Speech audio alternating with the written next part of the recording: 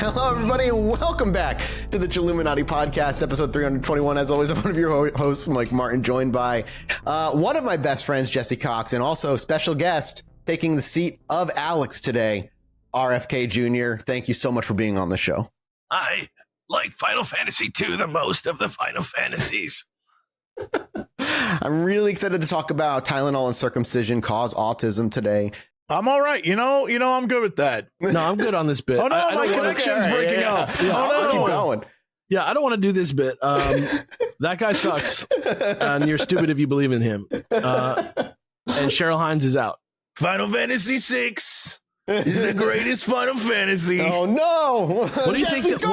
What do you think? Bigly huge. What do you think the Final Fantasy of the right is? Like, just as entertainment. Like, what do you think most people What who their voted for game Trump is? Like, what if their... they like, What is if the you like best Final Fantasy? If you like Final Fantasy and you voted for Donald Trump, your favorite What is their favorite Final is, Fantasy? Oh, interesting question. I think it's Final Fantasy VII. Sorry. No way. The eco-terrorist? Actually, you're absolutely right. They did not read into It's that. like Rage Against the Machine. You are They right. 100% did not. Damn, you are. I was gonna say 8, maybe. Like, I could see 8 potentially. Nobody's favorite Final Fantasy is 8 except for Michael Davis. And he almost went down the alt-right pipeline thanks to fucking Star Wars. So If you like interesting shit, they try and get you racist. They try and make you hate it's the conspiracy theories. That's been our battle for 7.5 years in this damn show. We're trying to save you by acting like assholes all the time. Like we're trying to save you by acting like stupid idiots all the time to keep your third eye open. You're welcome. Our real selves, we're super serious, no nonsense guys in real life. We walk through our normal day. Nonsense. We cross our T's, we dot our I's, but here we fool around Super to teach you how to have fun. How to find mystery in the world again. We also uncircumcised. Also, I just became an old, like, Oh boy. Yeah. I mean, That's your about Trump right. was already Here like, we go. yeah, your Trump was kind of already like is that. 50% Trump, 50% like. I can't Big do Head one from because I don't Rocco. do one. That was a first of its kind right there. That was a Ed Big Head's first wife. attempt. Yeah. That was Big Head's wife. You're right. Yeah. That was Big Head's wife. Oh, Rocco. Yeah. Wow, that's a 10 out of 10 impression right there. Oh boy. You got that and Alex's Rolf. There you go. We can always have them as special guests at any point. I voted for Kamala. Don't blame me. I didn't vote at all. Oh, okay, we got to get down to They the already fucking... pick who's gonna win way in advance. If The you'd like prices to of have... dog food have gotten higher. It's not my fault. If you want I to eat get... flies, and there's plenty of those. All right, if you want to get Jesse and Alex back, head over to patreon.com/ChilluminatiPod so we can pay them to come back Not to the show, even please. worth it. It's a definitely wonderful worth it. It's a restaurant. wonderful place. It's a restaurant? What? You said it's a wonderful restaurant? I'm just doing little bits just for myself. Don't worry about it. Oh, okay. You're off on your own, looking away, off away Just from the for me. mic. That's I'm just for you. This is my first day of the year where I've worn a jacket. You know what I'm saying? Yeah. So it just I'm in a whole other headspace right now. I feel like a hobbit. I feel my hibernation brain is turning on. I'm getting dumber by the minute as it gets colder. Yeah. Perfect for this show, actually. Yeah.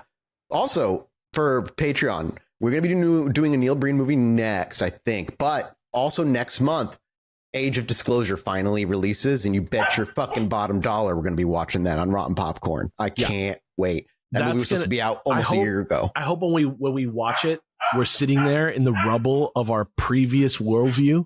Yeah, me too. And we're just thinking, wow, aliens are here. That's what I want. Weird that when I hear the phrase Age of Disclosure, it makes me think of like the subtitle of a really shitty movie. It makes me feel like your marketing brain kicking in as it should be. It makes me feel like all the normal Marvel comics stop being Fast published. and Furious 11, Age of Disclosure. Age of Disclosure. Yeah. like they don't publish Spider-Man, they don't publish X-Men, they don't publish any Fantastic Four. It all stops, and then there's like Age of Disclosure version of everything. Yeah. I love that. They change. Reed Richards is like he's got like he looks like a gray now. He has like the big orbit head for some reason. Magneto's a tall light for some reason. Oh no, for some reason, yeah. yeah. Well, and it's his personal hell. All right, no, we gotta talk about the show, boys. We gotta get on the episode because today is the second and final part of the Vampire Killer of Sacramento. I'll admit Richard it. Chase. I was killing time trying to get away from the animal Coca-Cola slurry. I don't want to get back there. We'll revisit that slurry briefly at the more toward the I end don't of want to today's revisit episode. the slurry. We can leave the slurry in its cup. I don't want to sip it. I don't want to see it. I'm not going to make you sip it. I might make you sniff it. Okay. All right. What? Hashtag sniff the slurry. Hashtag. Remember hashtags? Nibblable slurry. Yeah, I don't like that. Thank you so much to Cash App for sponsoring today's episode. And let me tell you, if you're looking for a really easy and fast way to be able to send money, receive money, and all kinds of stuff, then Cash App is the way to go. Seriously, it is a game changer. I love how convenient it is to just send and receive money. Plus the Cash App card, it's not like just a card, it's a whole thing. You can even personalize it. I've been thinking about what I'd put on mine, and I don't know, I'm not super creative. So like a alien, probably. Is that normal? Cash App is more than just a safe way to send and receive money. With the Cash App card, you get tons of perks without hidden fees. Think like early access to concert pre-sales like Kendrick Lamar and Sabrina Carpenter, plus discounts on everyday purchases at brands you're probably already spending money on. It also keeps your money safe by automatically flagging suspicious transactions and letting you lock your card instantly if it's ever lost or stolen. For a limited time, new Cash App customers can earn $10 if they use code CashApp10 in their profile at sign up and send $5 to a friend within 2 weeks, 14 days. Terms apply. Cash App is a financial services platform, not a bank. Banking services provided by Cash App's bank partner. Prepaid debit cards are issued by Sutton Bank and member FDIC. Discounts and promotions are provided by Cash App, a Block Inc. brand. Visit Cash App Legal Podcast for full disclosure. What are you waiting for? Download Cash App today by using the link in the description and pinned to comment below. Trust me, it's gonna love you. It's gonna love it. Thank you, Cash App. Yeah, thank you, Cash App. Well, welcome back to the horror show of this topic. In part one of our series last week, we talked about Richard Chase and we charted like the complete journey from birth to his disintegration and his falling apart psyche. We started with his poisoned environment of a home with his abusive disciplinarian father and a mother that was having constant paranoid delusions that her husband was trying to poison her, even at one point thinking his mistress was hiding in a bush while they were on vacation together, which also like kind of was a seed that was planted in Richard's mind at a young age. And then we followed his path as he grew up. We saw him exhibiting the classic but terrifying precursors of the McDonald triad, which is the bedwetting, fire starting, and the early but compulsive torture and killing of animals. It's the McDonald triad again, as we said last episode. The basic stuff, the basics, you're fine. But as we said last week, the McDonald triad is out of date, which is why we don't really talk about it anymore. But he is basically the founder. Yeah. He was like a textbook case for this. And he also had his own burgeoning paranoid schizophrenia coming on, also, which was accelerated by his marijuana and LSD use, which was quite heavy. If we remember, we talked about that last week as well. Remember, he was having like full on somatic delusions too. Hearing voices, seeing people, thought his body itself was failing him, disintegrating from the inside. His heart would stop because his pulmonary artery had gotten stolen. His blood was slowly turning to powder in his veins. All stuff that he fully believed was happening to him. And this is the thing that would eventually be the reason he started murdering, or at least the reason he gave himself that he started murdering people, because that's how he would replace his blood. First with that's animals. Actually a great way of describing it is just the reason that he gave himself, because let's review. Yeah, please. None of it was happening. He just decided that his blood was powder. It's the only answer that made sense, Alex. Yes, the only answer in his world, in his reality, that made any goddamn sense. I don't even really actually understand the logic of it. Why does it become normal? Dust, right? If you have powder, right, and that's your blood. Yeah, it's turning to powder. Right. So that is blood, though. That is the powder, right? Yeah. So the answer is you drink other blood to make the blood back into your blood. Doesn't make fucking sense. It doesn't turn your blood back into it. It takes the blood that you swallowed and puts it all in your veins and refills it with that blood. It makes it more liquid. Was he only sucking the blood of people of his own blood type? No, it started with animals. Right. That's exactly what I'm saying. He tried to inject rabbit blood directly into his veins and got blood poisoning. This is exactly what I'm saying. The very logic of it, even if I'm going to entertain the concept of my blood being powder for a second. Sure. All I want to do is have maybe like some water, right? To maybe reconstitute it like Kool-Aid into blood.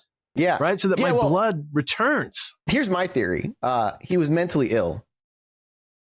Like, I just think, Hold on now. You have no evidence of that. There's no, that's the other part too. Yeah, Is like, what it's hard to led you to believe understand. that he's mentally ill? Yeah, That's true. What do you That's mean? true. I thought the 2 times he was put in a facility and let go, both times, the second time they let him go after he bit the heads off of birds and was They drinking said, the blood. well, man, you're cured.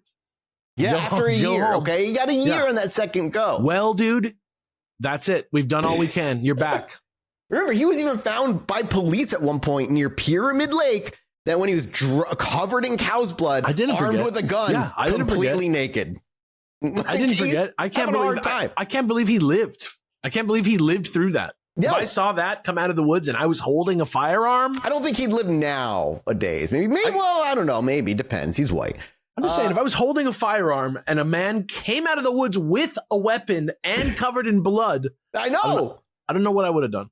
Just saying. But just to close out this recap, we ended last week with Richard Chase having purchased his .22 caliber pistol by lying on the federal form. He was fully unmedicated again after getting out of the psychiatry ward thanks to his mother's direct intervention of weaning him off and then kicking him out.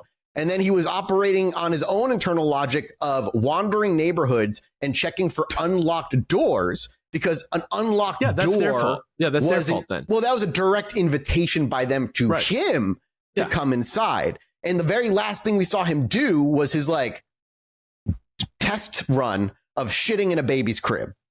Do you think a real vampire can manifest an invitation like that?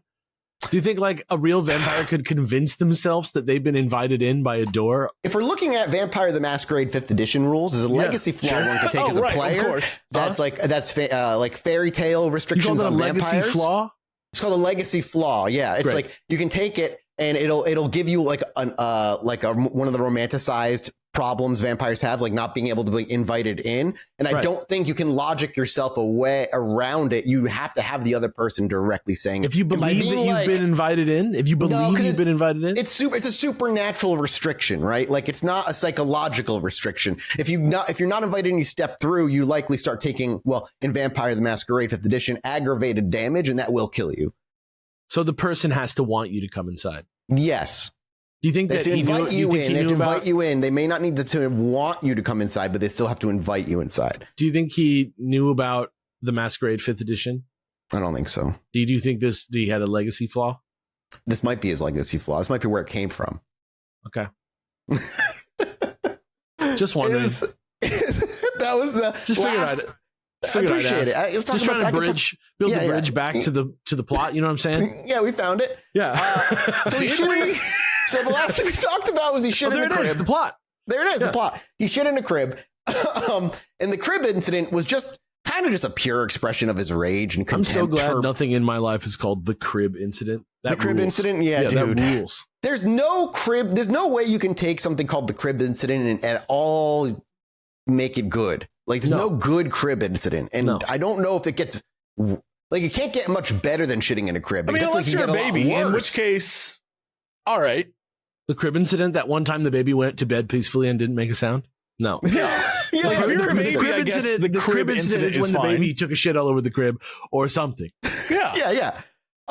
Unfortunately, this crib incident, while thrilling to his inner rage and hostility to the world, did nothing to satisfy the all-consuming physical need his psychosis had created in his mind, because his blood was still in his mind, slowly turning to dust. And so the hunt that followed was no longer for him just a thrill or a place to leave his mark. Now he's like he's truly in survival mode in his own psychosis. He was now like on a mission to make sure he got blood so he didn't end up dying. He's And basically remember- just invited him. He's just chaos magicked himself into being Voldemort. Like More or less. he has like become a slithering predator of men because he believes he must do so in order to further his existence, Yeah. like an animal. That's so. And I fucking- left out. How do you There's get other there, stories man? with him and his mom and stuff that I left out. And I don't think I actually mentioned my sources last week because I kind of just jumped into the actual story. So shout out at the very top of the episode to the main source for this one, which is A Thirst for Blood by Lieutenant Ray Biondi and Walt Heacock's great book for this. It really Did goes not over bury the the case. lead on that one. Yeah. It's very, very good. And there's a lot of stuff that I left out with his mom and stuff. Like, if you ever want to obviously learn the entire story and every horrible thing the man did, feel free. But we were already almost at 2 hours last week. I felt like it was probably good to not talk about I'm chill everything. on the Coke slurry. Like, that was as far as I ever. That's as far as I ever needed to go. I forgot about it. Right, like after last week, and then my wife Kelly like listened to it and was like, "Dude, that was a lot." Right, and I was like, "Oh yeah," like I fucking completely forgot that happened, and then I was reminded, and it was just as bad again. Yeah, it's never good. It's not going to get any better this time around either. It's only going to get worse for the people who are very squeamish and not, cannot handle like violence much. It's a very violent episode this week. Happy Halloween. Happy Halloween. Patreon.com/Chilluminati.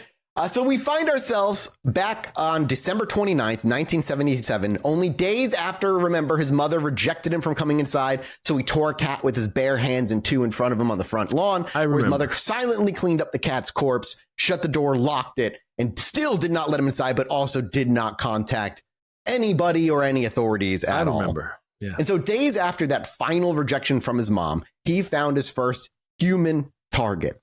His victim was Ambrose Griffin, a 51-year-old engineer. He was a husband, a father of two, and by all accounts that I could find, just a completely normal dude, a respectable home, like family man. He had no criminal ties, no known enemies. He was just kind of existing, going about his Monday tasks of his normal life. And that afternoon, Griffin had returned home from work and was in his driveway in East Sacramento, unloading groceries from his car. And it's just a pitch perfect suburban normal day when all of that would be completely shattered. Because as he stood there, his car quietly pulled up to the curb. There was no exchange of words, no robbery demand, no confrontation at all. Just a car pulling up, stopping, and from inside the vehicle, Richard Chase raised his .22 caliber pistol, fired a single shot that struck Griffin in the chest, and then simply drove away. Ambrose Griffin immediately collapsed on the pavement, and his killer was gone. What the fuck? That is, yeah. I know that's so simple, right? I know that's just like... It's the most simple out of all of his kills that he's got. But that is so chilling in another way.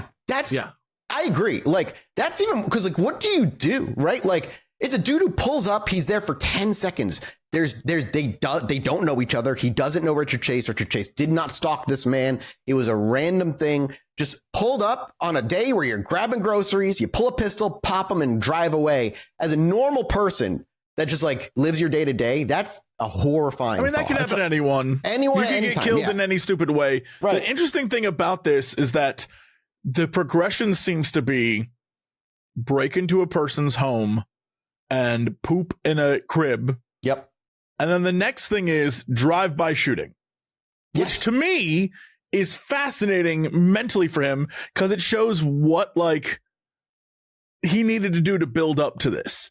He is still cowardly in that 100%. He sneaks into the home and he's freaking out and he's like, well, I got to see what I can do. So he takes a dump in the crib and then pieces out. Yep. And his next, but he wants to kill. He wants to kill so badly, but he can't bring himself to kill. Yep. Yeah. And so he poops in a bed. Now he's like, well, I got to kill. But he's still too much of a coward to face a person and kill them. Yep. So he drives up. He's like, I got to get a kid out of the way, and just pops a dude, drives off. It isn't even about the guy. It's about him coming to terms with like, I have to kill people. He's baby. I have to do this. So this is my first kill. And another one, we never really get an answer as to why he killed this guy. But unlike the other ones that are to come, there's no ritual. There's no blood, like, drinking or whatnot. And there's theories, and we'll talk a little bit about it in the script that I wrote here. But like, it's like only one that was like kind of a pop and run. And I think you're right. Again, it's the serial killer. I think he's a serial killer who's just dominated by a psychosis. And so he's still dominated by his rage sometimes. And that's where you get the other random acts of shitting in the crib and stuff. And this is another one where he'd been rejected by his mother 4 days prior. He's utterly pissed off. And this is his, I'm going to do it. But like you said, he's too much of a bitch to get out of the car and like give the person any sort of chance of like knowing what's about to happen. And the whole it's not time about a fair fight. It's about like, I'm going to kill someone. That's it. Yeah, exactly. And Griffin's wife was actually in the house when this happened. She said she heard the sharp popping like sound, but her mind thought logical, nonviolent explanation, a car backfiring or something. Sure. And so when she looked outside and saw her husband collapse in the driveway, that she realized something was completely wrong, but still her first assumption wasn't a gunshot. She thought sudden catastrophic like heart attack. Like he got shot in the chest, he fell to the ground. But obviously the truth was that it was just he got shot in a cold, completely random murder. And there was when paramedics and the police arrived, it was a little bit too late. For Sacramento Police Department, also on this, the murder of Ambrose Griffin was what they called a ghost crime because it had no known motive, no witnesses, no connection to the victim, whose wallet and possessions obviously were untouched because he didn't get robbed. The wife like an didn't see anything. agoraphobe's nightmare. Yeah, it's like the thing. Yeah, the thing we I think we've talked like a about shark attack. Yeah, in our true crime episodes before and serial killers, but you know this is another good example of that. Is like the reason serial killers often get caught is because they usually stick within their living distance, and they usually have a type, a stalking method, and cops usually fuck up along the way also, which allows them to get away for a long time. But there usually is a pattern. Especially back in the 60s and 70s when surveillance is not nearly as dominant as it is today, you have like a GPS in your pocket at all times. Like to just drive up and shoot somebody and drive away with no reason you have no connection. The cops have nothing. There's nothing they can fucking do other than obviously file a report and keep an eye out. They don't have any way to deal with this at this time. It's crazy. It's a detective's worst nightmare at this point. And the victim, like I said, had no connections that would point to a hit, like or crime of passion. No mistress on the side that would have been like, I'm going to kill him for not leaving him. It was just randomness, an absolute random chaotic act. With nowhere to go. It was a dead end. The cops canvassed the neighborhood, but no one had gotten a good look at the car or the driver. The whole thing was over in an instant. The case was, for all intents and purposes, just dead on arrival. And to the police and the public, this was a really disturbing but bafflingly isolated incident. It was a statistical anomaly in a very quiet suburb, and they didn't really have a way to react to that. What they didn't know is that it was just the opening salvo to about a week and a half's worth of violent terror run across this area. From Chase's perspective, though, the murder was both a success and a failure. It was a success in that it was a massive release of that homicidal rage that we were just talking about that had been building up inside of him thanks to his mother's rejection. And this was him crossing a final line. He had also now proven to himself that he could kill a human being. And just like at Pyramid Lake, he had gotten away with it seemingly with simple ease. And in the one way that truly mattered to his psychosis, it was also a huge failure. A drive-by shooting is a distant and very impersonal and cowardly act. He didn't get his hands on the victim, he didn't perform his ritual, and he didn't get any blood, which was the most critical thing. And the central delusion, the powdering of his veins, was still like tormenting him in his mind. Yeah, I just realized that, he kind of failed. He killed a guy, but the whole point of killing for him needed to take the sip. is to take blood. Right. He needed to get his little Coke slurry on. Right, which shows the dichotomy between a psychosis and the rage killer that is actually still would, I think, be there regardless of his psychosis. It's the justification just fully slipping. It's just him totally proving to himself, or to at least to the listener, that he doesn't care. But for him, this also kind of like, in a way, taught him a lesson. Because if he was going to get the cure that he so desperately needed for his psychosis to be satisfied, killing isn't enough. He needed to harvest the person. Do you think he was worried about it in an earnest way? You don't think he was just saying it because he was actually just feeling the need to kill and was saying, oh, you know what? I got to eat this. I got to drink this blood, instead of saying, I would love to kill someone right now. There's nothing about him so far that says that he would do, he's not lying about a psychosis. He's just not. No, I don't mean psychosis. He hasn't done anything he's lying about it. Isn't related to it, I think is the thing. I do think it bothered him. I do think he let the rage win out and it muted it, whatever, because it's just that boiling red rage. And when he went back and realized it didn't do what the psychosis demanded, it started to gnaw at him. And it started to because he still believes his shit is dusting in his veins at this point. And so after that first attack, after getting away with it, The next attack he decided would have to be different. So he knew he couldn't do it from a car, that he would have to get inside, the thing he'd been practicing opening doors for so long. So for the next 3.5 weeks, the city of Sacramento existed in a constant, uneasy, unaware quiet because the police still had no leads during that time and the public had no idea that this random killer was not a one-off thing. They didn't know that he was still out there and that he had merely gone back to being patient, methodical, walking the streets again. He started testing doorknobs again, Yeah, it could have been fucking rebuilding anything. it up like he did last time. Very serial killer-esque of him. For Richard Chase, like, this is all that mattered now. The next kill meant that his core driving delusion had to be sated because now it wasn't just a passing thought. This is a terminal a terminal condition that would be killing him if he didn't harvest anything. So after that kill on the 29th of December to late January is how long he tested doorknobs again, hunting again, not finding anybody. For 3.5 weeks, he didn't actually pull the trigger. But on January 23rd, 1978, his patient hunt finally did pay off again. His quote-unquote invitation came from a 22-year-old woman named Teresa Wallen. She was a newlywed, and worse off, she was 3 months pregnant with her first child. And when you say that, you just mean her door was open. Correct. Oh, yeah. Air quotes invitation. Yeah. Like, there was no real invitation here. His invitation is his psychosis being like, I found an unlocked door. They had just began their happy little domestic life. And on that day, she was home alone, doing just mundane chores. She was taking out the garbage. And just taking out the garbage, that simple act that all of us do many, many times over the course of our lives, she accidentally left her door unlocked when she went back inside. And that moment, lapse of caution is all that was needed for Richard Chase, who was prowling her street at that time. And that unlocked knob was the invitation that he had been looking for the past month. So he slipped inside her home, silent and unseen, and waited. We do not know the exact sequence of the next few moments. We don't know if he hid and waited. We don't know if we don't know if she walked back in to find him standing in her living room. He basically slipped in while she was taking the garbage out. The latter, people say, is more likely that he was just in the living room waiting, because the sight, like, he just walked in. And again, if you remember, the sight of this man is filthy. He's emaciated. He's got the sunken, crazy look that he has in the arrest photos that we've seen. And all he did when she stepped back in was raise his .22 caliber pistol and shot her 3 times in her quiet suburban home. And the life of Teresa Wallen and her unborn child. What kind of gun was that? A .22 caliber pistol. Like a little baby gun. Yeah, he shot her 3 times at close range. Handgun. But yeah, like a handgun. Because his hunting rifle was .22 caliber hunting rifle.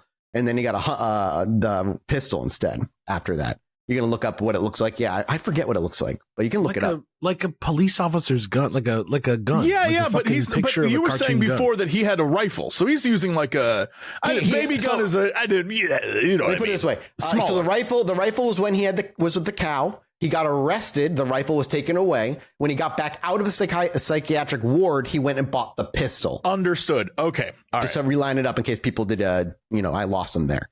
So, yeah, he shot her 3 times. The life of both of them were lost. But this was just the start, because now he was going to do the ritual. The murder, again, this is when he would consider him a product killer. He's very much after the body. He's less interested in the act of killing itself. And he had what he finally wanted too, a secure location with a fresh victim and time. So what he did next was honestly is a list of psychotic, ritualistic violence. He was acting out every fantasy that his madness had concocted over the many, many years. First, he dragged her body from the living room into the bedroom, and from there, he sexually assaulted her corpse for a while. Yikes. This was For a while. Like, we don't... there's no timeline other than like what autopsy reports say. Obviously, we don't know. This was also like him. This is, again, more evidence of his physical, like the physical manifestation of his serial killer tendencies. That sexual rage that even Jesse brought up end of last episode, that a lot of this is tied to his impotence from his youth. Here is shown bright daylight. That she is can't mock him exactly if she part of can't it. talk. Yeah. Exactly. There's nothing he can do. And so he just assaulted her and desecrated this home. And after that, he then went to her kitchen, found a butcher knife, and returned to the bedroom where he stabbed her body repeatedly With the butcher and knife? over and over again. Again, another expression of that same deep, violent rage that just sat underneath. Then, driven by a central delusion, he began to mutilate her body. He cut off her nipples. He sliced her abdomen open and disemboweled her. Then he started harvesting the inner organs. He then returned to the kitchen and searched for a container. He found a small, empty yogurt cup, a detail that seems so mundane and it becomes kind of like grotesque in its own way. And he brought the yogurt cup back to the bedroom and used it as a sort of makeshift chalice for his ritual, scooping and collecting her blood from her body cavities that he created. Then he just simply drank it. This was his cure. This was the act he believed was so necessary to replenish his own powdering blood. He also cut out and consumed several of her internal organs. This was a full-on ritualistic, psychotic act. And again, he was somewhat under control when he was on his medication, when he was out. Like, he was doing slightly better.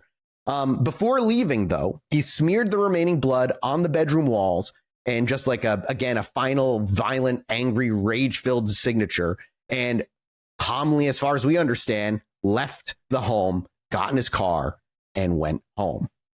Later that day, her husband, David Wallen, returned home to that scene that would just traumatize the poor, poor man. The house was obviously quiet, but when he walked in and saw everything, the detailing, the chilling scene, it's hard. I can't imagine what he went through, and the things that we know about him afterwards. Just really, based really on the rough. description of what happened to her, I can't even imagine what that would look like. That would be terrible. And the police who responded to his frantic call were also hardened professionals, but they were also utterly unprepared for what they would walk into in that bedroom. The savage brutality of the scene was beyond anything any of the officers had ever encountered in their entire careers. The mutilation, the disembowelment, the obvious ritualistic nature of like what happened in here. One of the police officers said it looked like a vision straight out of hell. Investigators realize now that this is not just a random one-off murder, that this was the work of someone not only profoundly disturbed, but someone who may be an actual serial killer in their neighborhood on their hands now. And in that moment, the baffling Ambrose Griffin shooting from a month earlier snapped into focus for a couple of the officers. Now, this wasn't seen as an anomaly. And while I have said and did say that the police officers fucked up multiple times by not grabbing onto this guy when they had him, not realizing who he was, this is one of the few cases where once they have an idea of what's going on, the police seem to actually give a damn and try. And we'll see that actually pay off. The fact that they connected these two immediately spoke well, but unfortunately it wasn't enough to stop him from doing more murders beforehand. But they were almost certainly connected for them. In Sacramento, they now knew had potential serial killer on their hands who was wandering their streets. And while that may have brought a sense of relief to them, that relief was short-lived. The residence on the Wallen discovery was January 23rd, and it would only be a few days again before he would step out and murder for the third time. Now, this is where we talk about how people debate, and I know we talked about it last week, but the debate, the serial killer nature or spree killer nature. Because while it's over the course of like a month, there was the Ambrose Griffin killing, 3.5 weeks of nothing, then about 5 days where he killed 5 other people. And then that was the end of it. It was very much a burst. And while it sounds like a long time in the context of his story, it's like one killing along about 3.5 weeks of nothing and then a burst killing. So whether he is a serial killer or not, I still don't know if I'd put him in serial killer, spree killer, but like it is semantics. If there's anybody who listens, I know we have a few people who are like in the psychiatry field. I don't know if there's still a definitive difference between the two. I'd be curious if whoever's listening who would know the difference knows why better than we do there is a difference, and if this guy was one or the other. Because like I said, this guy just immediately started going out and being more violent after this. Like this kill where he was up close personal mutilating it snapped something in him where he was just, okay, I'm going to do this again. I mean, when you're at the point you're cutting off nipples, like there's no going back. Like that's taking a shit in a crib. That's like assholes can do that. You don't have to be like a truly diabolical evil person. Wise words. This dude went in, he like cut her up, disemboweled her, and then like, you know what, for good measure, off with the nipple. Like that's there's nah, dude. That's too much. Off with the nipple. Yeah, that's too much. Maybe that's where he drank from to have the blood go into him. I'm just trying to find the logic why he did it. You know what I mean? Because he's fucking a little bitch. He's a little tiny bitch with a ding dong that don't work, and he's so upset. Like, yeah, just screw him. Blood. Obviously, in your mind, you're saying he's like, well, that's where the milk comes from, so that's where the blood should come from. Yeah, that's what you think he was thinking. That's where I think he was thinking. That was what he was logic. He was very wrong. He's like, that's how it works. That's how it works. And obviously, because it's the 70s, there's not a lot going on back then either. This murder made its way across the media, across the community, and the effect this particular murder had on the community was immediate. Apparently, gun stores were flooded with terrified citizens many of whom had never owned a weapon in their entire lives were now buying handguns. Shotguns were flying off the shelves. Hardware stores apparently were selling out of deadbolts, window locks, chains for the doors, wooden dowels for jamming sliding glass doors. This was a city that had felt safe forever, like a fortress, and now felt like they had been completely violated and were horrified. And the Vampire of Sacramento nickname was now about to be picked up on. But yeah, you look how we reacted to the fucking COVID-19 with all the toilet paper going off. This is a time where gun laws are even looser than they are today to some degree. People were going to go arm themselves.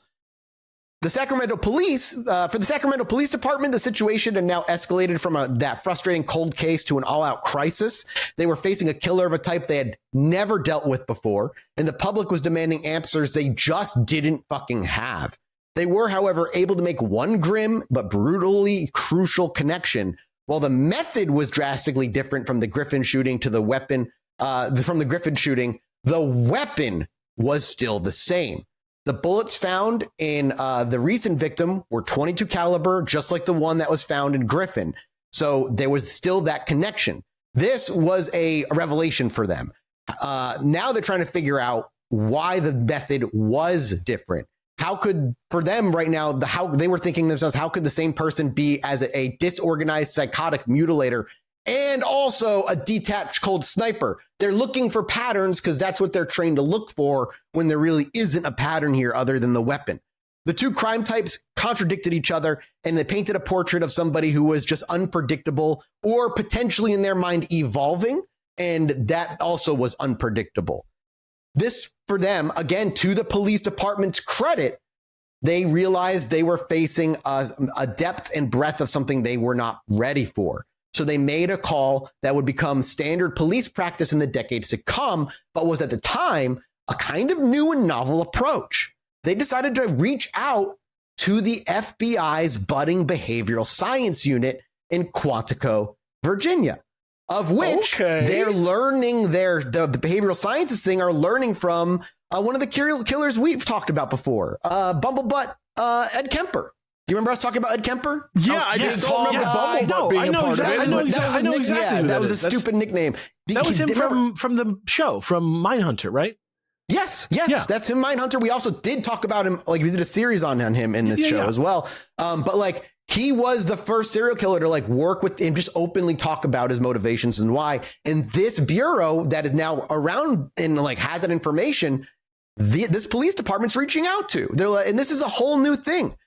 This was the era where men like Robert Ressler and John Douglas, agents who were at the very moment developing the new field of psychological profiling, which at the time was actually kind of controversial. The data from Wallen and Griffin crime scenes was relayed over to them, and they began to construct a theoretical portrait of the man they were hunting in the area. The profile they built, though, was actually chillingly accurate. They told the Sacramento police that they were not looking for a criminal mastermind like they thought they might be. They were actually looking for a young, white male, likely in his mid to late 20s. He would be a profound loner, socially inept, and almost certainly unemployed, likely living in some form of disability or family support. His residence, the FBI predicted, would be a complete mess, reflecting his own internal, disorganized, and chaotic state of mind at the time, and that he would likely be thin, undernourished, and filthy, as he would neglect his own personal hygiene and nutrition.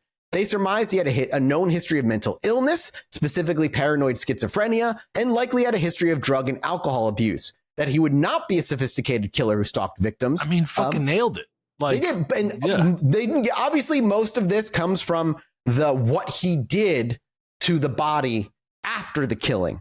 The fact that she was killed and then he did all of his horrible shit after it showed that, like, again, somebody who waited for an opportunity to be alone with somebody, to take out on somebody who can't talk back, who can't say anything, who can't make fun of him. Like, they're just putting together the incel, in a weird way. And they also said that he was probably opportunistic and struck at random if the opportunity arose, which fit the profile of how he would check doors. Most critically, though, they warned that a killer this disorganized and driven by whatever powerful internal fantasy would not be able to stop themselves. They would keep killing until you caught them. That the Wallen murder that they had with this grandiose body desecration wasn't a grand finale, but this was likely a huge escalation, and it would only get worse from here. He had now successfully performed his quote-unquote ritual, and the relief that he felt from it would only be temporary, which is them learning from serial killers how they go into a cool-down period and come back. And he was, they warned, almost certainly going to kill again, and he would do it soon. The FBI's profilers were exactly correct. Richard Chase, the murder of Teresa Wallen, for Richard Chase, the murder of Teresa Wallen had been a life-altering success because he'd finally done it. He had satisfied the horrifying, desperate thirst of his psychosis that had been created, and he had consumed the blood and organs of a victim and had, in his mind, staved off his own internal decay, finally with the blood of a human and no longer that of animals. But obviously his mental illness, surprise and prize, didn't get cured after this. No way. No did not way, go dude. away. I know, kind of weird. I was banking on that, dude. Yeah, I know. I was hoping that after that, he'd just be able to end, he'd be able to go live a peaceful life. And he started a village. Yeah. Yeah. Unfortunately, the powdering of his blood was a chronic condition. Before we move forward, though, Jesse, visually, the audio listeners can't see, but you looked like you wanted to say something. You were tip-tapping your fingers together. No, I was just listening to you go on with, like, it's just... These are always a lot, but they're fascinating looks at the human psyche. Even though their actions are truly insane, I get why psychologists get into, like, criminal psychology, because it's fascinating to look at, like, this is what happens to people sometimes. Right. I'm the same way. That it's so fascinating to see and see patterns in all of the killers, and yet also know that tons of people grew up in the same kind of conditions that didn't turn into these people. And what are the unique markers for them in particular? I mean, I think that's why we ended up at the idea of the head trauma, or I'm sure people with real degrees in this who've studied for years have their guesses as well. It's like, what's the thing that ticks someone over? Or is it one of those, we all have the capacity, like that? Right. There's definitely something. I don't know. I have no clue. To fit into that serial killer mode that we're talking about, a lot of serial killers do a kill, go into a cooling off period, kill, and then it's a shorter cooling off period, but still pretty long. Richard Chase, his longest cooling off period was the 3.5 weeks between his Griffin and Wallen here, because the next cooling off period lasted 4 days and went from January 23rd to January 27th, where that was his cooling off period. But for Chase, there was no time of calm, but what he called a time of absorption. He was processing his new power as the blood was working its way into his system. And as the days ticked on by, the old familiar terror of his illness began to creep back in just a few days later. I imagine the absorption process lasted a good 24 hours, and then he started getting nervous again. Do you think he thought he felt grains running through his veins? Oh, yeah, I bet you he felt he's like he I can thought that feel shit. it. But I'm like, I wonder. No, it's crazy, dude. Like, again, I'm speaking from, and not experience of this, but living with somebody who was very schizophrenic. Like, the shit my mom truly saw and like thought was happening, Right. or like speaking with, is crazy. Even when she when we were she was finally getting help, you know, one of the first times where she knew she was hallucinating, she still, you know, was telling us in the mental hospital, like, she was seeing a donkey with a monkey on it, riding the donkey, walking into the room. And we were watching her. She like stopped mid-sentence, was watching this thing. But like, it is real. Like, to them, your brain is just being like, real. You're smelling it. It's triggering your olfactory senses. It's triggering your And it makes you auditory wonder senses. why others can't see it. And yeah, that's fascinating. It's going back to the episode about the going underwater and getting nitrogen sickness. Like, right. The human brain is insanity. Yeah, man. There's a study, I forget what it's called, but there's also a really cool study about they did where they disconnected the hemispheres of the brain, and each one has its own separate consciousness.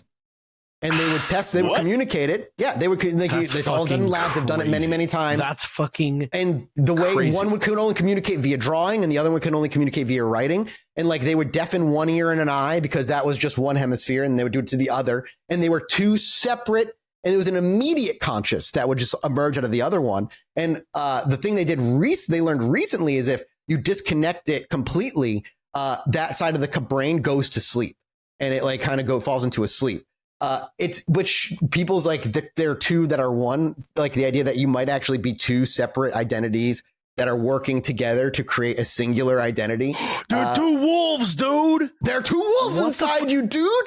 How the fuck am I supposed to rectify that with like my experience on this planet? It's so crazy to think about. I don't know. It's a crazy cool thing to go read about, though. Like, human minds are insane. So yeah, I do think he thought like his blood was fucking dusting and he was dying, and the cure was already wearing off just a couple days in, and that thirst for blood would quickly return before the pressure would mount and build again. And this time, though, he knew exactly how to relieve it fully.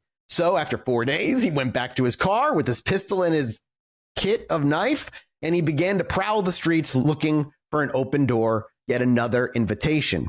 The FBI profilers had warned the police that their man would kill again, and quickly, and they were correct. The cure Richard Chase had administered to himself with the blood of Wallen had a surprisingly short half-life. So as he began wandering again, he would find another one. Friday, January 27th in 1978, where he was in the back. He was back in his car. He had his .22 caliber pistol, and as he was looking for his next invitation, he would find a door open on La Gloria Drive.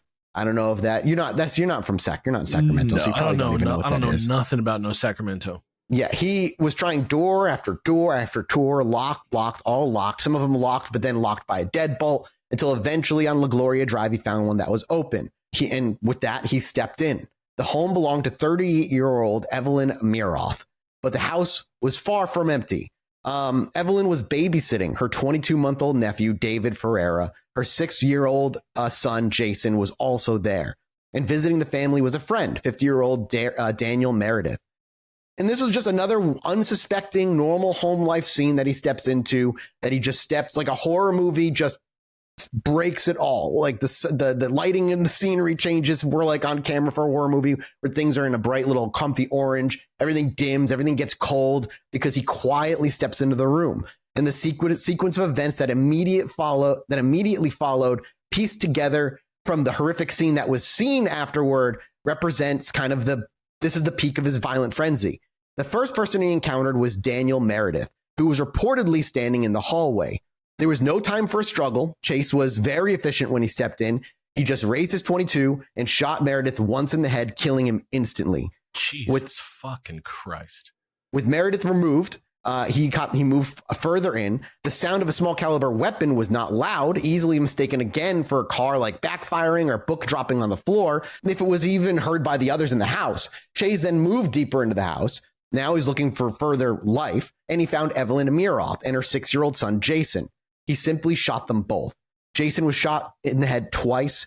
He then moved to the 22-month-old toddler, David Ferreira, who was in his playpen, and shot him in the head as well. In the span of what's likely less than 2 minutes, 4 people were killed, and the house was suddenly unnervingly silent.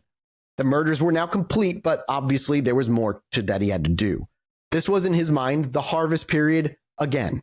He immediately focused his attention on the body of Evelyn Amiroff. He dragged her corpse from where she had fallen into a bedroom.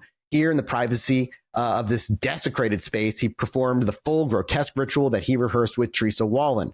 He engaged in necrophilia again. He used the knife to inflict extreme post-mortem sexual mutilation on her body, slicing open her abdomen again and disemboweling her like he did with Teresa. And this was the intersection of all of his pathologies, the homicidal angry rage, that profound sexual dysfunction, and the post-mortem potency of his cure that would hopefully cure his vampiric delusion, dominating it. He collected and drank her blood and consumed parts of her organs in a desperate psychotic act of another self-medication. The treatment of the other victims provides yet another look kind of into his insanity. Daniel Meredith was, again, just an obstacle, and he was just killed and left where he fell. However, a 6-year-old Jason, though, found shot in the same room as his mother, was otherwise also left untouched. His body was not part of any of the ritual, which again shows I think, the sexual fucking driving factor that might be feeding his psychosis. The reason why people say he's also potentially a serial killer here. Everything pointed to in the crime scene that the focus was on the woman. Everything on Evelyn Amiroff in this house. But he still did something new that baffled investigators and added a new weird dimension to his crimes. He went to the playpen. He did not perform a ritual on the 22-month-old toddler, but instead he picked up the child's body and he took it with him. He abducted the 22-month-old corpse. What? What the fuck, dude? Which was a wild deviation from any of the patterns that he had before. And we honestly actually do not know what the motivation for this was. He's acting like a fucking jaguar is what it is. He's taking it up into his fucking tree or some shit. Well, that's what it was like. We don't know if it was a trophy like serial killers collect. If so, weird trophy. Was it like to-go container? Like, is this like food to go? Like, is he going to take this home and heat it up for dessert?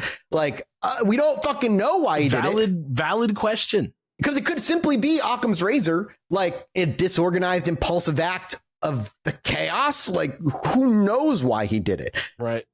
But he still did. He still freaking took it. And then his exit out of this place was frantic. In his haste, he left behind a huge amount of forensic evidence. The house was a mess of bloody handprints and footprints that obviously would all go back to a man who had been arrested and put in a psychiatry ward multiple times. His bloody shoe footprints were perfectly preserved, and the investigators would later actually confirm that they were a match to a print left in Teresa Wallen's house. The ballistics were also the same, the shoe prints the same, the handprints matched his, and the link to them, this was it. He was so messy, he left everything they needed to connect him, not only to all the other ones, but it was him. Lost his mind at this point, just not even thinking anymore, just doing right. This. Yeah, he just complete lost in his own mind. He thought he was just going to get away with everything. And he fled the house carrying the body of the murdered toddler. And he, in his mind, needed to get away. And his own car was likely parked out front where it could be identified. So he made a panic decision instead. He grabbed the keys to Daniel Meredith's car. He stole the victim's vehicle and fled the scene instead, which was a very amateurish decision, for having killed two people, two different groups of people. Do you think panic set in after the choices he's making right now seem crazy, but like on a whole other level of no actual thought going into it? Like, I almost wonder if in some way the reason he took the baby was because, like, I think he's like, yeah, I killed a baby. If they find this baby, I'm in a lot of trouble. That's way worse. So he's like, I'm going to hide it. Like, that would some way help. Yeah, but to the point of like the stupid decisions he's making, like after he stole the car, he drove it a few blocks away and then abandoned it. And the location he chose was like unbelievable in its stupidity. He parked and abandoned the car a few hundred yards away from his own apartment building on Watt Avenue.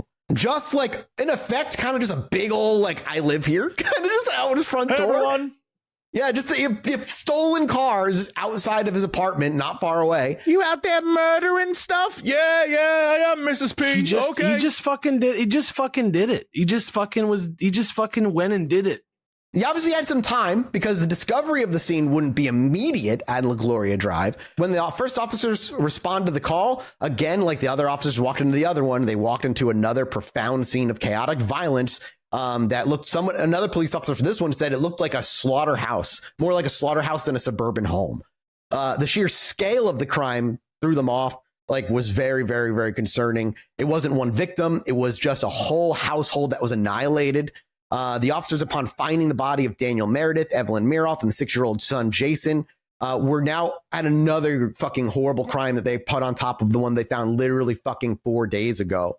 And further, if they discovered the body of, they further just discovered the body of the rest of the family, took pictures after of everything, really kind of got it all on paper and recorded, got the footprints, got the handprints. And obviously, though, before the cops could do anything about stopping the media from covering it, this shit just immediately hit the headlines within 24 hours.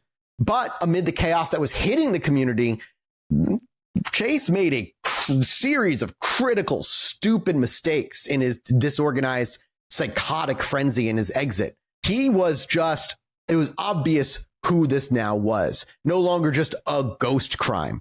And obviously the most important thing was the car he took, because the cops put out what's known as a BOLO, or a be on the lookout for.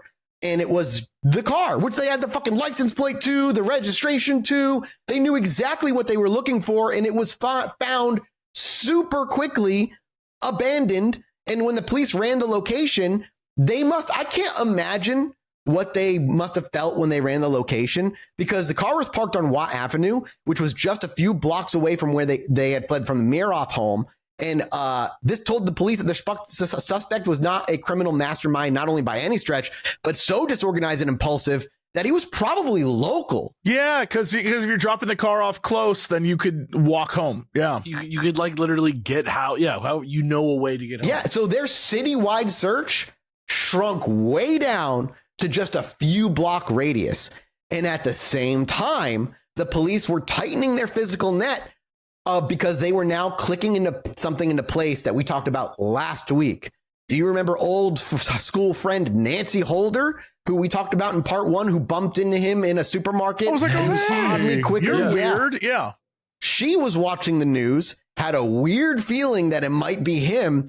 And so it put her all on edge. And she then remembered her bizarre encounter at the shopping center with her old high school acquaintance, Richard Chase. She remembered the way he looked and the way his sunken eyes, the bloodstains on his sweatshirt that she remember probably seeing. Fucking him, yeah. Yeah, and so she was like, oh, fuck. The man she had seen, the blood on his clothes, that might have been, and it wasn't human blood, but to her mind, she's like, oh, shit, that might have been blood. So she called the police and said, I quote, I think I know who your killer is. His name is Richard Trenton Case. And for the detectives, that was it. They had a name. They ran Richard Chase through the system, and his record must have lit up like a fucking Christmas tree. Like, his history of involuntary commitments at Beverly Manor popped up. That was like a Boston accent came out of me for a minute. Beverly Manor. The diagnosis of a severe paranoid schizophrenia popped up. The Dracula nickname from the staff got popped up on that stuff. The Pyramid Lake incident with the cow's blood popped up. And then the final damning piece of evidence, a weapons registration for a 22 caliber semi-automatic pistol purchased just a month before the Griffin murder popped all up. All of that popped up. It was all a holy shit moment in this investigation. Basically, it was over. And what do you know? They looked up his address and they found that he lived in apartment number 2 at 2605 Watt Avenue, the same street, the same block where he put the stolen fucking car. So dumb. What, like, it blows my mind. 2 independent leads and physical evidence that was it. They had him. The ghost had a name for them. So a frantic call had gone out. The canvassing officers were already in the neighborhood, all redirected. And within minutes, a heavy armed stakeout was established outside the apartment surrounding Watt Avenue. And so they just sat there and they fucking waited. And the afternoon of the January 27th turned to evening. And at the scene of his apartment, it got even more tense. Uniformed officers and plainclothes detective formed a tight armed perimeter around Richard Chase's apartment I would building. have been like, Richard, You get out of here, Richard. hey, come here. Well, because as far as they know, they think they're dealing with someone who's hyper violent. Maybe they'll start popping bullets out the window. Right, Nobody right. really knows. Every officer on that stakeout knew like who they were looking for. They didn't know how violent this man was going to be. And they were dealing with this is like, again, the vampire. They had the nickname vampire had made its way out to the public as well. Like that was just what he was known as. They basically wanted to also avoid a shootout, hostage situation, and ideally him killing himself. They did not want him to kill himself because they wanted to arrest the guy. Luckily, they didn't have to wait all that long. Once after a few hours passed, the front door of apartment number 2 opened and out emerged Richard Chase. And he was not acting like he was a man on the run. Apparently, he was just kind of like leaving his apartment, carrying some cardboard box to take out to the corner. He had no idea the cops were out there. And officers literally just watched him, got their first look at him, clear look at Richard as a suspect. Yup. And this is it. Grab They were him. like, yeah. Look at this guy. Grab this guy. Like, He was look at like- the thumbnail of this video. Like, look at the actual thumbnail of this video just for a second if you're listening, and look at him and be like, Yeah. That's just walking out with cardboard boxes, Yeah. acting like it's a normal day. And they're like, yeah, no, I think that's him. Yeah, that's we got him. definitely him. Apparently, also, as he was walking, he fumbled the box at one point, and his wallet almost fell out of one of his pockets. One of the detectives, John P. Dutto, had his eyes locked on it. He was like watching. This is where a lot of this testimony comes from. But they approached, and they could even see that the wallet that was in his pocket had Daniel Meredith's name on it. dude, He was walking around with Daniel Meredith's wallet on him. dude. Like what are you doing, dude? So with that scene, that was their probable cause, and the order was given from the commanding officer of just take him in. So the officers drew their guns and they swarmed him. Maybe surprising to them, but maybe not surprising to us. There wasn't any violent shootout. Like there was no last stand attempted by this There never guy. is with these types of guys. They're always like, well, all right, I guess that's it. See ya. He literally just did nothing. He crumpled to the ground, offered no resistance. One of the officers described him as ragdolling. He looked like a ragdoll when he went down. He just flopped down when the cops showed up. Yeah. And he apparently just was disassociated for just went dead silent. And then at one point when they put the cuffs on him, he mumbled something to them quickly. And when the cops said to repeat yourself, all he said was to the officers, why? He's going to say, this is going to ruin the tour. And like a line straight out of a movie, the arresting officer just snapped back, for murder, you son of a bitch. Yay! Get him. He said, for murder, you son of a bitch? Yeah. Now imagine if that was Mariska Hargitay who said that. Oh, my hell God. yeah. Oh, shit. Who's that? That's television, baby. That's an SVU episode. That's TV, baby. Okay. Yeah. So he had been caught, and who knows if he thought he was being arrested by cops or Nazis in the UFOs had finally caught him or something. But the box he was carrying was taken away, and when the officers looked inside, they found it was filled with blood-soaked rags and other paraphernalia from the rituals that he had just committed, and he was likely bringing it out to throw it away. Oh, those are my blood-soaked rags for my rituals. Yeah, don't go through my blood-soaked ritual rags. Guys, who bro. need That's rude. those? No. Those are mine. Oh, I was going to have Alistair cummy cakes after, dude. I was going to suck them so that my blood stopped turning to powder. Yeah, so in a matter of seconds, this horrifying vampire Sacramento was just reduced to a tiny, shriveling bitch of a man, Richard Chase, who was filthy. Apparently, they said he smelled awful, still covered in blood, like he did not bathe. Did you say a horrifying, shriveling bitch of a man? Yeah. Incredible. Fuck yeah. Thank you. They had him. It was done. In the back of the squad car, apparently officers were slightly confused because he kept asking if he could have a cigarette from the officers while he was being driven to the police, driven to jail. They went through his home, but they were still missing the body of the 22-month-old David Ferreira. They didn't know where he was. The hope of finding the child alive was non-existent at this point, but they still had a need of recovering him to give the extended family, a measure of closure. And so they prepared themselves and walked into his apartment, not knowing what the fuck to expect. And I can imagine, we've talked about some horrifying like crime scenes of serial killers in the past, and this one goes up there. The first thing that hit them, they all say, was the smell. It was overpowering, as every serial killer apartment seems to be. Just smells like dead bodies. They said it was overpowering. A couple of the officers had to step out and throw up because of that gag-inducing physical wave of nausea that just hits. I don't know why this part always bums me out so much, but it's like so gross and sad picturing this happening. Yeah. Right. One of the officers also described it as like a mix of spoiled milk and like human shit that like mixed together. As they pushed inside, flashlights, as they beamed the flashlight around, they say basically this is what the centerpiece of the trial would come to. This was not, like for them, this was like I imagine it like Dahmer, right? He turned his apartment into like a ritualistic altar to trying to like his own weird shit, his own weird experiments of like creating a perfect boy perfect boy slave, sex slave.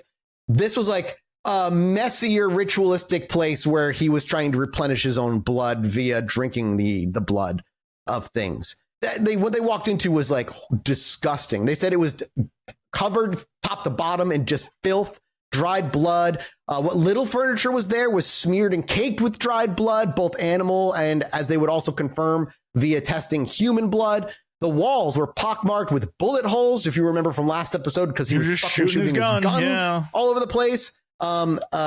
Scattered around the floor, they found a grim collection of pet collars, trophies from dozens of animals that he had captured and killed and consumed. This place had been just a slaughterhouse before it was anything, even to human victims. In the kitchen, the scene became even more focused. On the counter, you saw blenders.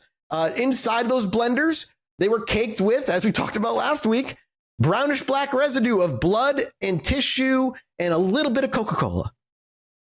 Why the Coca-Cola, man? Dude. Splash of Coke in there. And in the refrigerator, this is when the police officer pulled open the door and saw the source of most of the overwhelming stench. This was instead here, they were looking at Tupperwares and bowls and all kinds of dishes, literally in the fridge that were just human body parts.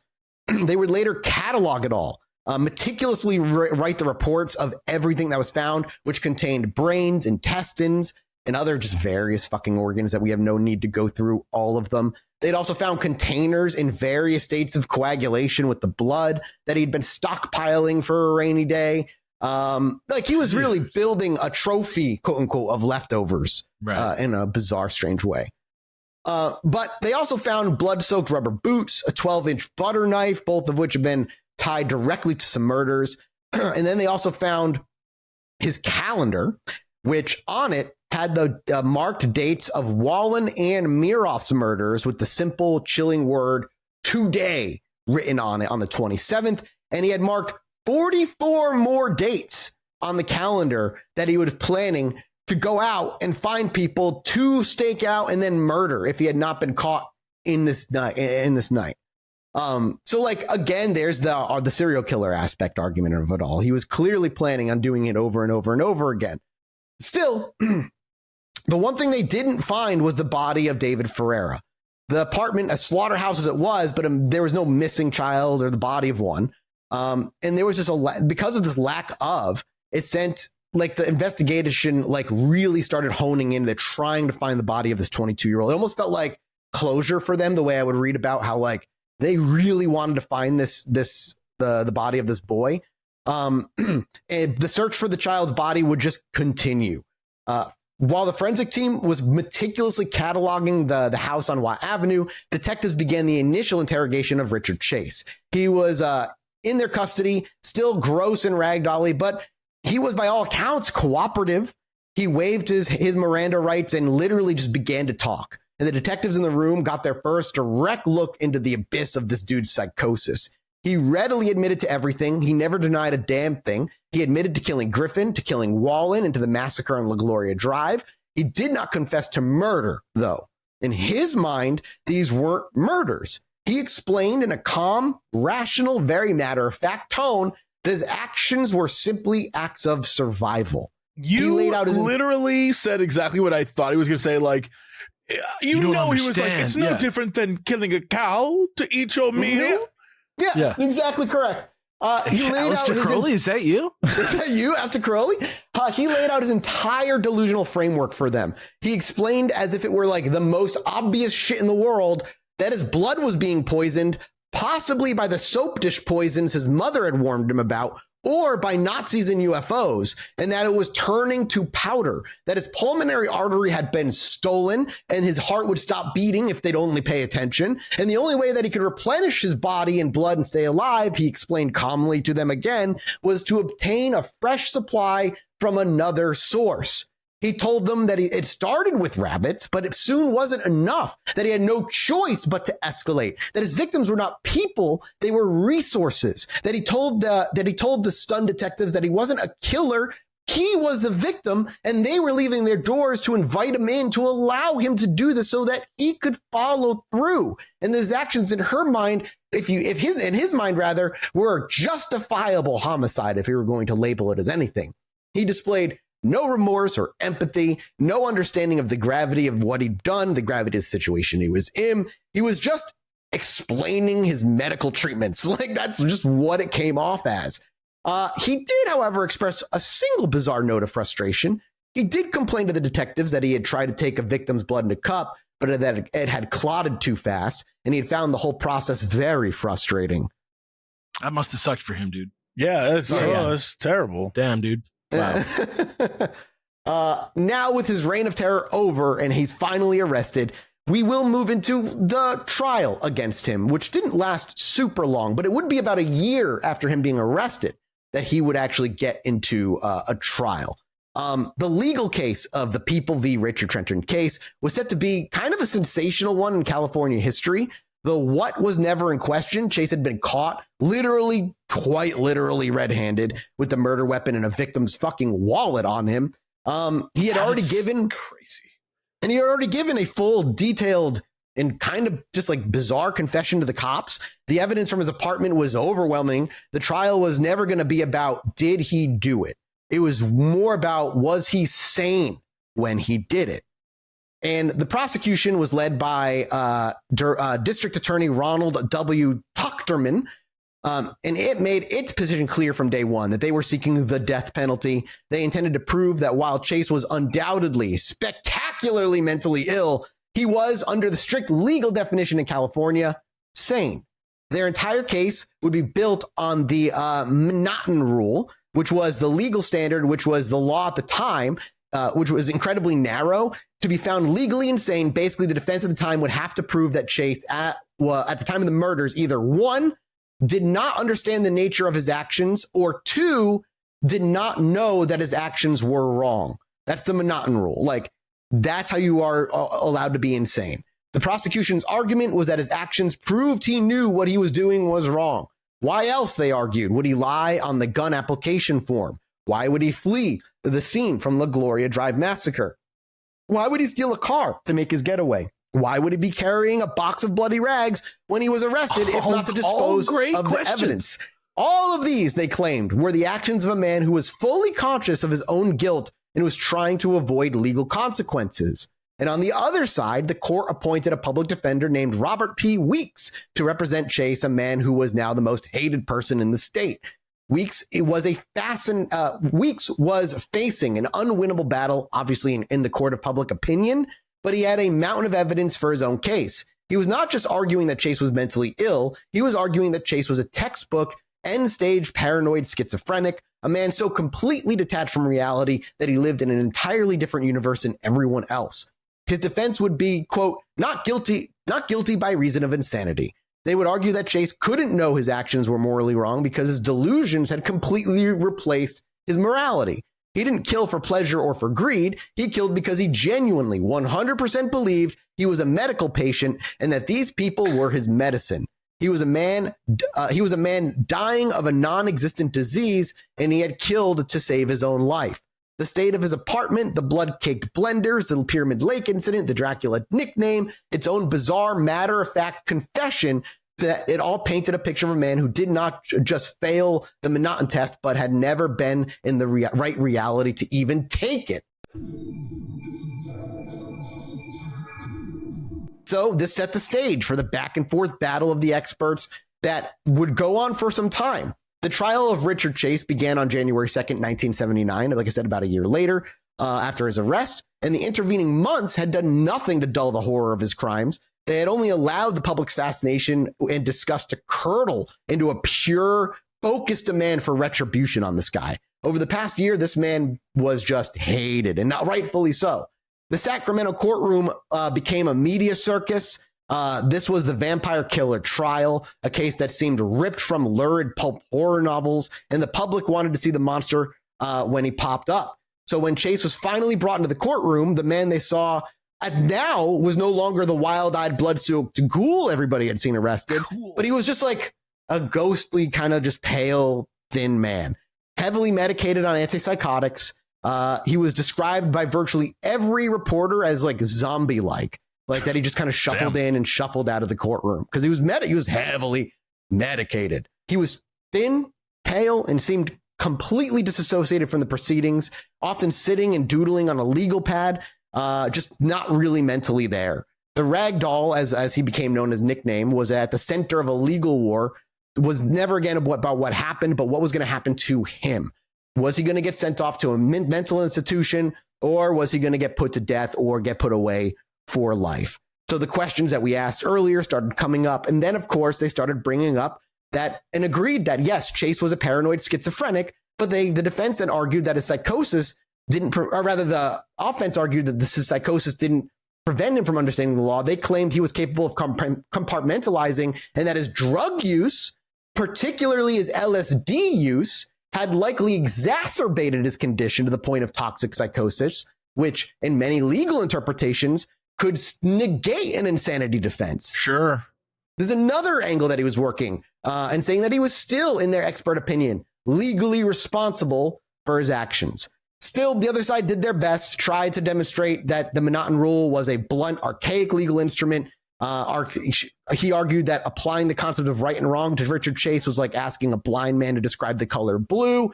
But, you know, I fall on the side of the prosecution where like he actively took actions often to hide his guilt or like the fact that he actually did something. So the jury was basically trapped at this point. They were basically just caught in like, is he insane or is he not insane, and what was going to happen? And on May 8th, 1979, after deliberating for only 5 hours, the jury returned its verdict. They found that Richard Trenton Chase was legally sane. On all 6 counts of first-degree murder, they found him guilty. The penalty phase was even the penalty phase was even quicker. The jury, having already decided he was sane, sentenced him to die in the gas chamber at San Quentin State Prison. The guilty verdict and subsequent death sentence were, for the public and the legal system, the end of the story. This is what they wanted. This was the end that they had hoped for in the entire year of media nonsense that circulated this entire thing. Richard Chase was transferred from the Sacramento County Jail to the most notorious prison of the state, San Quentin, the home of California's death row. But for Chase himself, the trial seemingly just was confusing because they medicated this man into the point where he just kind of wasn't aware of what's going on anymore. The antipsychotics just disassociated him from the reality of what was going on. And so he just quietly lived out the rest of his days on death row. And it was during this time on death row that he would make his most significant contribution to criminal science. His case had been a lightning rod for the FBI's budding behavioral science unit again, and the profilers who had so accurately described him while he was still at large. One of those profilers that we mentioned earlier, Robert Ressler, was conducting a wide-ranging, groundbreaking study, and he was traveling to prisons across the country to interview convicted serial killers, attempting to build a database of their minds, motivations, and methods that he could use. This was a study that would form the basis of the modern criminal profiling that would include men, like I said earlier, like Ed Kemper, Ted Bundy, Richard Chase, though, what is the moment their next prize subject. And so we did a number of interviews with him, and it was these recorded sessions with Chase in his own words that laid his entire shattered psyche bare. This is how we know so much about how he was like mentally operating, his unlocked door theory. And in that way, at the very least, Chase was useful to them in some way. But he wouldn't need I don't even want to hand that to him, though. I want to hand that to the people that did the. No, not him. No, to the FBI directors for like actively like going about it, for the police for reaching out to them when they knew they were maybe in over their head, for a new branch of the FBI that was not even really all that well tested yet. Phenomenal work all the way around. Right. And that's it. Like for what ended up happening, how he died though, was that for months he had started cheeking his medication, pretending to swallow his pills while the guards watched, and then hoarding them in a secret stash. He had accumulated a lethal dose, and on Christmas night, he had finally decided to take it. And that was it. The death of Richard Chase was a quiet, anticlimactic end to this chaotically violent story, who would earn him the nickname the Vampire of Sacramento. And while his execution was never carried out, and he got his own exit, quote unquote, it was still in a very solitary place, locked away from society after being a useful tool to greater purposes for the FBI and crime fighting at large. And with his death and his story told, we bring this two-parter to a close, boys. And the circle of life. And that is the story of Richard Chase. How are we feeling about that one? Like, look, I said maybe because we're doing Spooky Month, we could do some sort of, serial, like go back to true crime, do some sort of, case. I got, you fuck around, you get fucked. I asked for it, the monkey paw's finger went down, and we got Coca-Cola animal organ slurry. Yeah. So, there you go. I was deeply disturbed to the point that I became non-responsive almost at parts because it was so upsetting. Well, yeah. What are you going to say? There's nothing you can it's just the reality of what happened. How about you, Jesse? How are you feeling after all that? Final thoughts on it. Once again, I think it shows that for all the big feet and or aliens and or portals to other dimensions, the scariest thing we talk about on the show is human beings brutalizing other human beings. Yeah. Because it's real and it happened and you can't deny it and it's crazy. There is no well, maybe it could be fake. No. These guys did this and their reasonings are always weird and twisted and exists kind of in a space that the average person will never truly understand because it's not a space that's logical or sound or it's just messed up. No. Yeah. If you are interested in the psychological aspect of it, Richard Chase is one of those serial killers that has so many books written about him because of his psychological state and intrigue and how his brain was working and stuff. If you want more, there's so much more. You basically get the highlighted Mathis punched up version of the story, but there's so much more he did, and he is a fascinating case if that is your world of interest or education. So there's some great authors out there. Go check them out. I highly encourage you to do so. But we're gonna go off and do a minisode for Patreon where there will be no violence. I have no violence for this minisode, but we got some cool stuff to talk about. I'm very excited about it. Righteous. Yeah, we're all. Thank you so much. Righteous. Thank you so much. I'll see you next week. We appreciate you. Love you. Bye. Au revoir. Anyway, me and my wife were sitting outside indulging on our porch one night, enjoying ourselves. I needed to go to the bathroom, so I stepped back inside, and after a few moments, I hear my wife go, "Holy shit, get out here." So I quickly dash back outside, and she's looking up at the sky in awe. I look up too, and there's a perfect line of dozen lights traveling across the sky.